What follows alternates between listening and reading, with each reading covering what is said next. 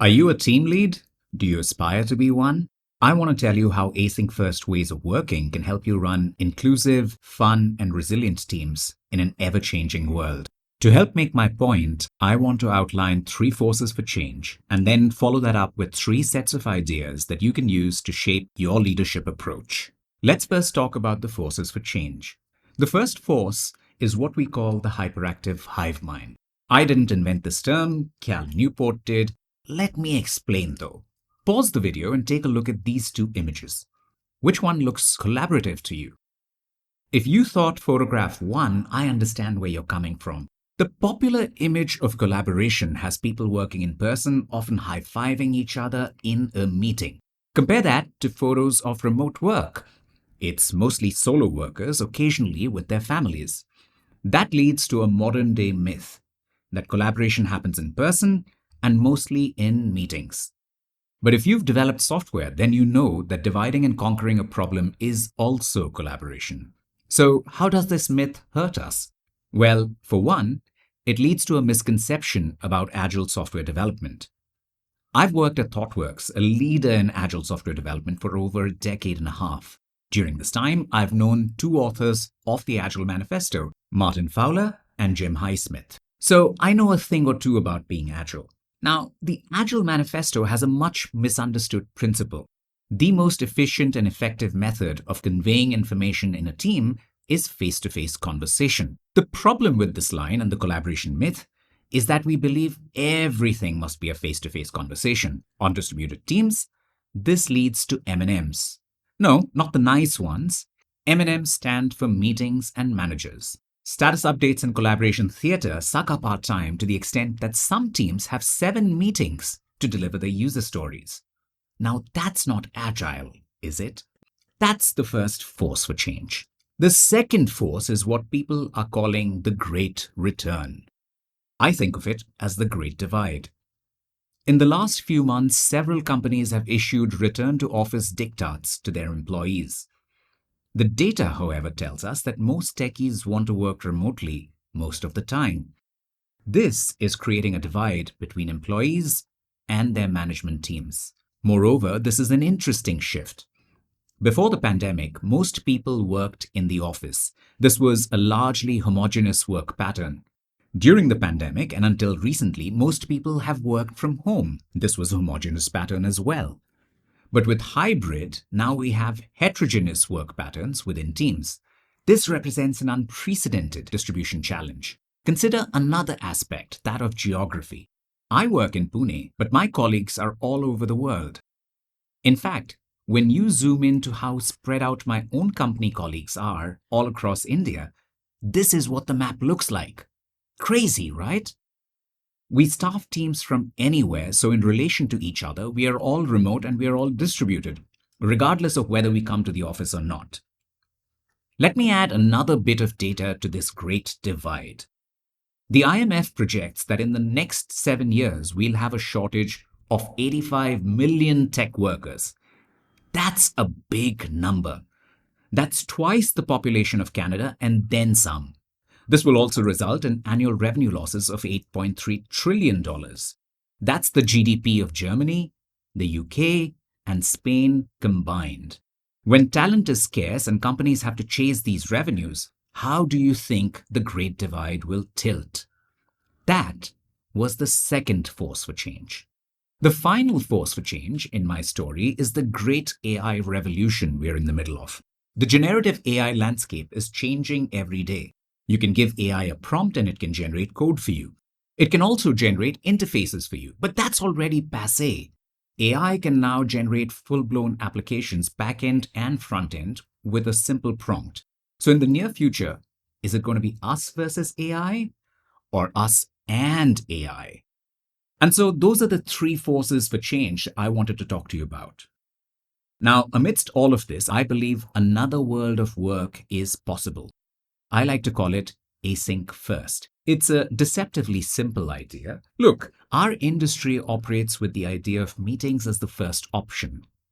I think we need to flip this around. Meetings as the last resort, not the first option. Now, this is where it gets tricky. If there are no meetings, then how do we communicate? So that simple principle devolves into two smaller mindset shifts.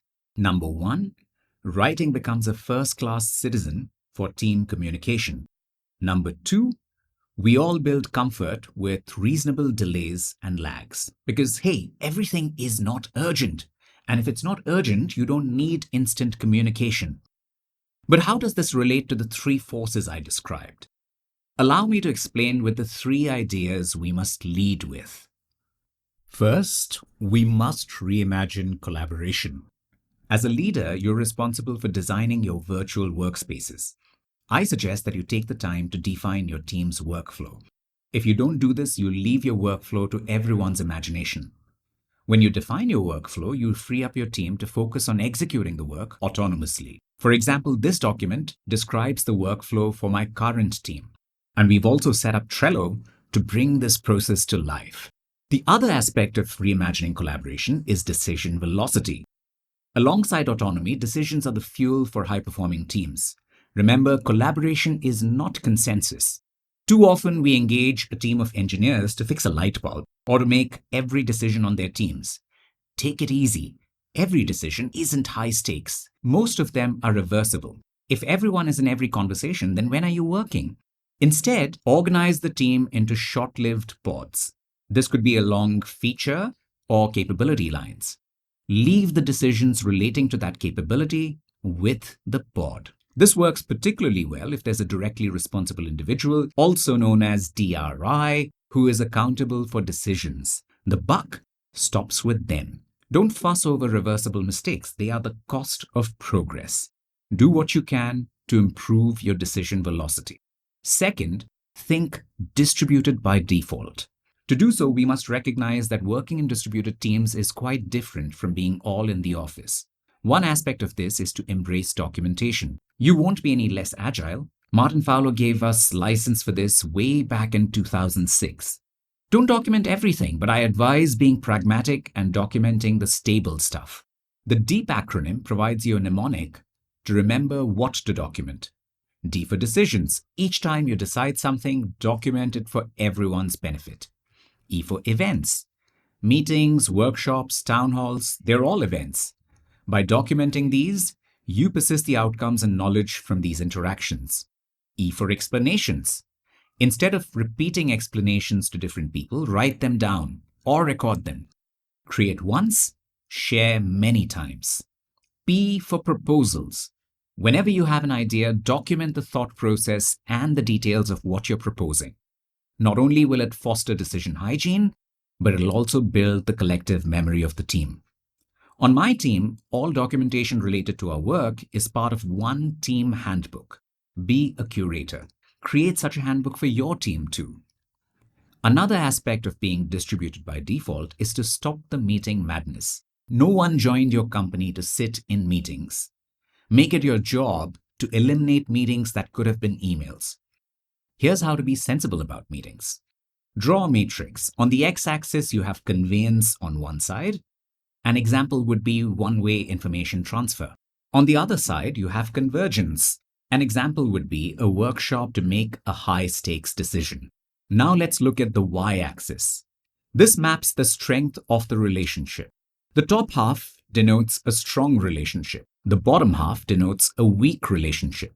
Now let's figure out which meetings you really need. If you're only trying to convey information to people you have strong relationships with, don't do meetings. Send a document instead. This is as easy as it gets. If the relationship is weak, though, async is fine, but you may want to have some interactions just to build up the relationship. Quadrant 3 is the tricky one. If your relationship is weak and you're trying to converge on a decision, I suggest defaulting to a meeting. And finally, if your relationship is strong and you're trying to converge on a decision, you must collect all inputs asynchronously, do everything you possibly can outside a meeting, and then get together only for the final step. This framework, which I call the Converell quadrants, will keep you honest about your meeting culture. And that brings me to the third and final set of ideas. In an age of AI, deep work is our superpower. As AI gets better each week, we may need to reimagine the human-machine partnership. Think about AI as a partner that helps us get to outputs faster. Humans, on the other hand, can be more outcome focused. We can bring our strengths, design, story, symphony, empathy, play, and meaning to the fore. This means that coders will still be valuable, but they'll be less valuable in comparison to people who can train models.